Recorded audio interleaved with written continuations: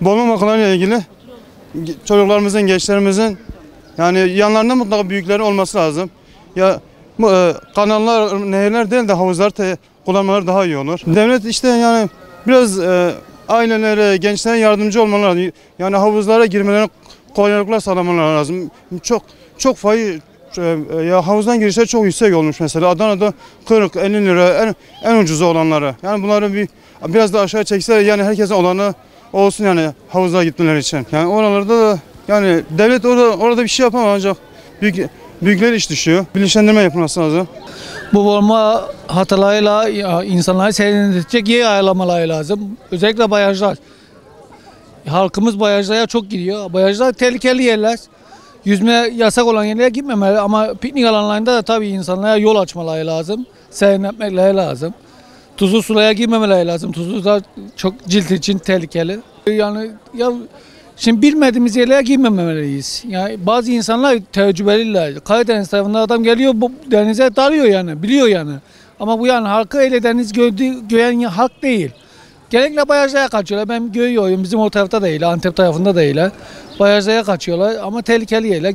Yani önerilere uymamamız lazım önerilere.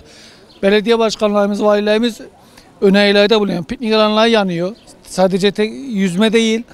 Piknik alanında piknik yapıyor, mangal. Ya yapma bugün, yapma yani. Bilmiyor, hep suya atlıyor. Suyu da atladığı zaman ondan sonra ne yapacak? Bunu devlet onu önlemesi lazım. Ya artık orada görevli mi koyacak, emniyet mi bakacak, asker mi bakacak? Onu devlet ona karar vermek zorundadır. Gidecek havuz yok ki. Güvenli bir havuz varsa gitsinler. Gidip Fırat'a boğuluyor. O Fırat'a nerede? Ta Fırat nerede? Baraj nerede? Ailelerin daha dikkatli olmasını tercih ederim. Ne bileyim devletimizin güvenliğinin daha çok artmasını isterim yani. Ailelerin daha yani çocukların üstünde olması lazım gözlerinin.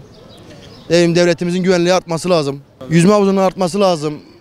Ne bileyim yani çocuklara yani özel alanlar yapılması lazım. Bu tarz şeylerden yararlanabilirler yani çocuklar da. Olmaz o şekil şeyler olmaz yani. Yasak olmasına rağmen bunu yapıyorsalar buna karşı bir şeyler yapmaları lazım yani bizim devletimizin. Havuz olmadığı için kanalda yüzüyoruz. Birçok arkadaşlarımız boğuluyor ama biz havuz istiyoruz. Biliyoruz ama sıcaktır.